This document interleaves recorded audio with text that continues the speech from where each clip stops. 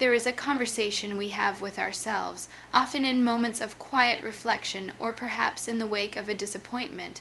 It's a conversation about what we are versus what we might have been. We look at our achievements, our resumes, the tangible proof of our lives, and we measure ourselves against them. We see a finished product, a collection of accomplishments and failures, and we believe that this is the sum of who we are. But what if we have it backwards? What if the most real part of you is not what you have already done, but what you have not yet become? What if your greatest asset is not your achievement, but your potential? Potential is a difficult concept. It's intangible. It can't be framed and hung on a wall. It whispers, it doesn't shout. It's the blueprint, not the building, and because of that, we often dismiss it. We treat it as a childhood fantasy, something we outgrow in favor of more practical, measurable goals. We trade the vast, uncharted landscape of our possibility for the safe, fenced-in garden of our current reality. But potential is not a phase. It is the enduring core of a life of growth. It is the quiet, persistent hum of a self that is not yet finished. To work on your potential is to make a fundamental commitment to that unfinished self. It is to choose the blueprint over the building, trusting that a more beautiful, more resilient structure can always be designed. This work is not about adding more credentials to your name. It is an internal excavation. It's the difficult, often private work of asking, what remains dormant within me? What curiosity have I neglected? What sensitivity have I numbed? What courage have I yet to muster? It is the practice of creating silence in your life so you can hear the whisper of a talent you've ignored or the ache of a passion you've postponed. We are conditioned to measure our worth by our output. From our earliest report cards to our annual performance reviews, we are taught that our value is a sum total of our accomplishments, a collection of finished products we can present to the world. We curate our lives into lists of completed tasks, acquired skills, and celebrated successes. We point to the diploma on the wall, the title on the business card, the salary in the bank account, and we say, "This is what I am." We confuse the harvest with the seed, the symphony with the first few practiced notes. This external validation, while often rewarding, is a dangerously limited metric for a human life. It traps us in the past tense, defining ourselves by what we have already done. It creates a fixed mindset where we are a finished sculpture, to be admired for its current form, but no longer capable of fundamental change. When we tie our identity solely to our achievements, we become terrified of failure, for any misstep is not just a setback in a project, but a crack in the very foundation of who we believe ourselves to be. We stop taking risks because we are no longer achievers. We are curators of our own achieved museum, and new, unpredictable ventures might clash with the existing collection. But what if the most vibrant, essential part of you exists in the future tense? What if your true self is not the collection of artifacts from your past, but the living, breathing, and constantly evolving capacity for what you have not yet become? This capacity is your potential.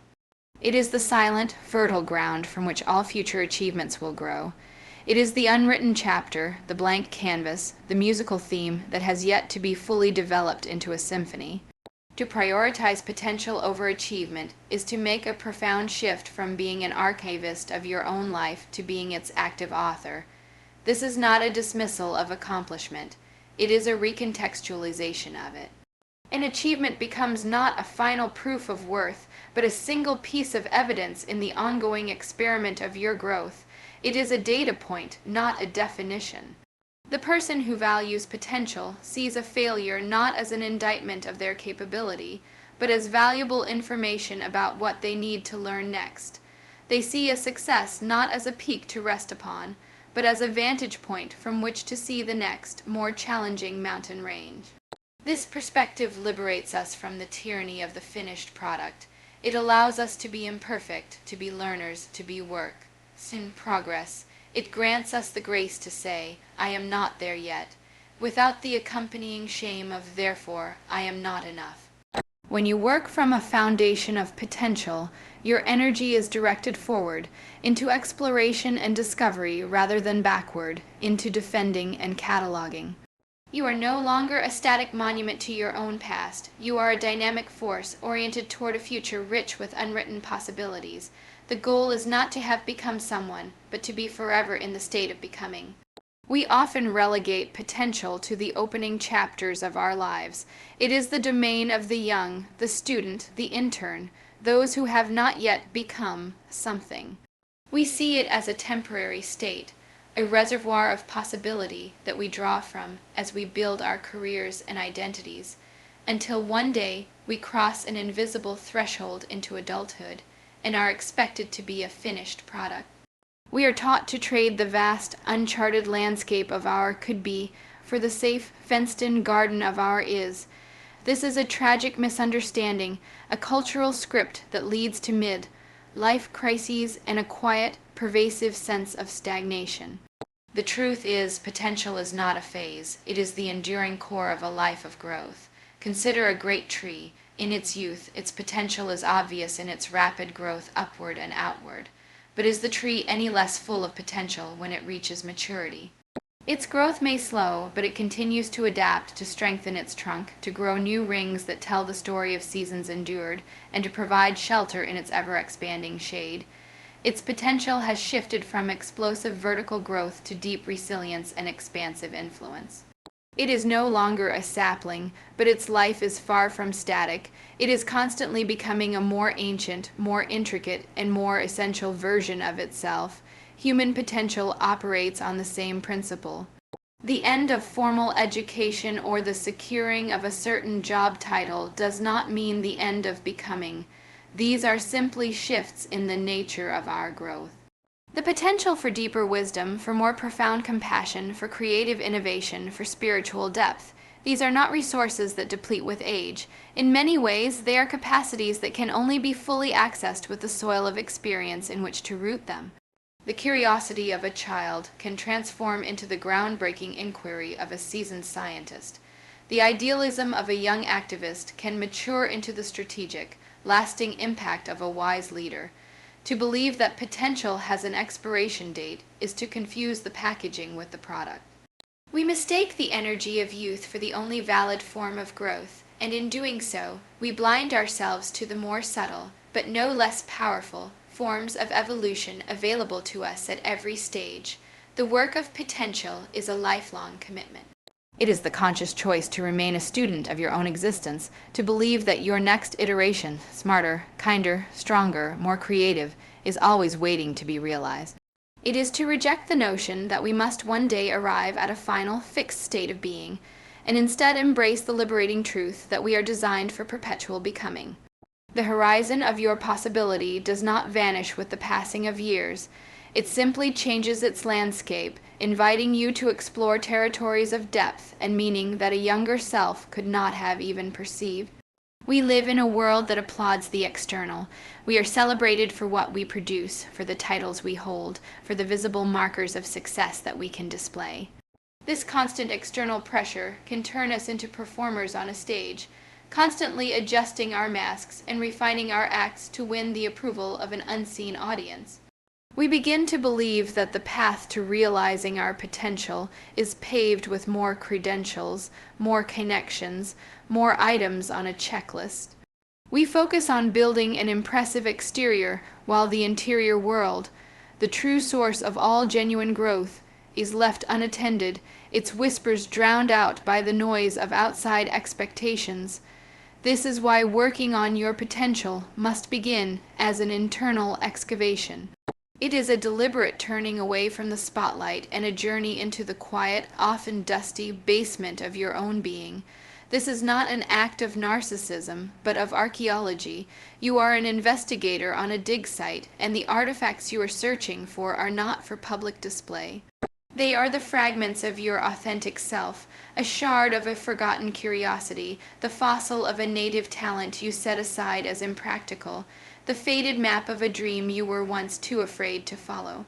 This process requires creating pockets of intentional silence in a world designed for noise. It is in this silence that you can hear the subtle cues. What activity makes you lose all track of time? What conversation topic makes you feel electrically alive? What kind of work leaves you feeling energized rather than depleted, even if it was difficult? These are not random data points. They are the whispers of your potential, guiding you toward the work you are truly meant to do. Conversely, you must also listen to the aches, the resentment that flares in a certain role, the feeling of being a fraud in another, the persistent sense of boredom that suggests you are operating far beneath your capacity. These, too, are vital clues. This internal work is the antithesis of seeking external validation. The latter asks, "What do they want me to be?" The former asks, "What wants to emerge from within me?" It is the difference between painting leaves on a dead branch, an act of superficial decoration, and tending to the roots of a living tree. The roots are your core values, your innate strengths, your deepest sources of motivation and joy. No amount of external applause can nourish these roots. They are fed by self-awareness, by courage, by the difficult decision to be honest with yourself about what you truly need and who you are truly meant to become. This excavation is the most important work you will ever do, precisely because its results are for you alone. The confidence that comes from knowing yourself, from understanding your own unique grain, is unshakable because it does not depend on the fickle opinions of others. It is a foundation built on the bedrock of self-knowledge. From this solid internal ground, your external achievements will no longer be performances for an audience, but natural, authentic expressions of a self you have taken the time and courage to unearth. We are often taught that competence is a final state, a plateau we reach after which effort becomes minimal and execution becomes effortless. We admire the master who makes it look easy, and we aspire to that very ease. This desire for seamless performance, however, can become a trap. It can make us allergic to the feeling of being clumsy, confused, or unskilled. We avoid situations where we might look foolish, sticking to the areas where we are already proficient. In doing so, we build a comfortable prison of our existing capabilities and silently abandon the vast territories of our unexplored potential. The path to realizing that potential requires a conscious and courageous rebellion against this desire for effortless mastery. It demands that we embrace the discomfort of being a beginner. This is not a passive acceptance, but an active pursuit. It is the decision to willingly place yourself in situations where you do not know the rules, where your hands fumble, and where your mind struggles to find its footing. It is the choice to be bad at something today for the sake of being good at it tomorrow, or simply for the sake of the growth that the struggle itself will provoke. This mindset transforms the experience of learning from a means to an end into a valuable state of being. When you allow yourself to be a beginner, you grant yourself permission to ask stupid questions, to make messy first attempts, and to learn through direct, often humbling, experience. This state of openness is where neuroplasticity is at its peak. Your brain is actively building new neural pathways, literally rewiring itself in response to the challenge. The frustration you feel is not a sign of failure, but the cognitive strain of construction. Furthermore, this embrace of beginnerhood is the ultimate antidote to the fixed mindset. If you believe your abilities are set in stone, you will avoid challenges that might reveal your limitations. But if you believe that your capacity can grow through application and effort, a growth mindset, then every foray into the unknown becomes an adventure. The goal shifts from proving your competence to improving your capabilities. You stop asking, "Am I good at this?" and start asking, "What can I become by engaging with this?" This principle extends beyond learning new skills to challenging your own perspectives. It means reading the book that challenges your thinking, not just the one that confirms it. It means seeking out conversations with people who see the world differently, not to debate them, but to understand them. It is an intellectual and emotional beginnerhood, a willingness to have your foundational assumptions dismantled, so that a more nuanced and robust understanding can be built in their place. This continuous cycle of deconstruction and reconstruction is the very engine of personal evolution. By making peace with the productive discomfort of not knowing, you open yourself to a lifetime of becoming, ensuring that your potential is never a relic of your past, but a living, breathing force shaping your future. We are conditioned to see life as a series of destinations. We work toward the diploma, the promotion, the partnership, the retirement account, believing that upon arrival we will find a state of completion, a lasting satisfaction born from a goal achieved. We speak of reaching our potential, as if it is a summit to be planted with a flag, after which we can enjoy the view and rest on our laurels. This destination-oriented mindset, however, misunderstands the very nature of potential. It is not a peak to be conquered, but a horizon that moves with you. A horizon is a beautiful and necessary illusion. It gives us direction, a point to steer toward. But the moment you arrive at the place where you thought the horizon was, you find it has receded, revealing a new landscape and a new, equally distant line between earth and sky. Your potential operates in the same way. The moment you achieve a long-held goal, publishing the book, launching the business, mastering the skill, your perception shifts. You are no longer at the starting line looking at a distant finish. You are at the finish line, and from this new vantage point, you see a new, more challenging, and more compelling race ahead. The goal was not the end of the journey, it was the catalyst for a new one. This is not a cruel trick of the universe, but its greatest gift. It means that fulfillment is not a treasure to be unearthed and possessed, but a quality to be generated through the process of engagement itself. The deepest satisfaction is not found in the applause after the performance, but in the daily, sometimes grueling, discipline of rehearsal. It is not in the framed diploma, but in the late, night study sessions where a complex idea finally clicked into place. The joy is woven into the striving, the learning, and the growing.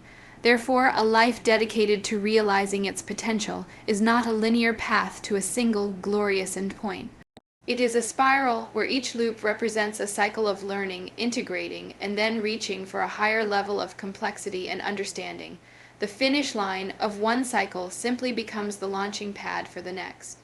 The true value lies not in the trophy on the shelf, but in the person you became in order to earn it. The discipline you forged, the resilience you built, the knowledge you integrated. When you understand this, the pressure of a single outcome dissolves, replaced by the profound peace of commitment to the process. You are freed from the anxiety of making it, and can instead fall in love with the daily practice of making yourself. The journey of becoming, with all its setbacks, discoveries, and incremental progress, is no longer a means to an end. It is the end itself. It is the most profound achievement, a rich and continuous unfolding that never truly concludes, but only deepens, intensifies, and becomes more meaningful with every step you take toward that ever-receding, ever-inviting horizon.